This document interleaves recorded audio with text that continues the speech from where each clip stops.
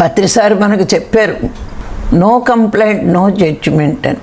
ఎప్పుడు ఒకళ్ళ గురించి కంప్లైంట్ ఇవ్వద్దు, వాడిలా ఉన్నాడు అని జడ్జిమెంటు ఇవ్వద్దు అని చెప్పారు.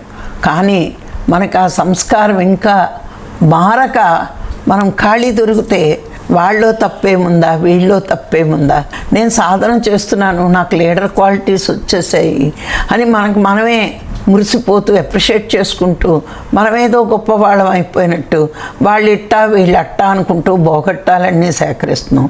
ఎప్పుడంటే మనం ఎదుటివాడి మీద ఫిర్యాదులు చేస్తే మనము పాపాత్ములుగా మిగిలిపోతామట.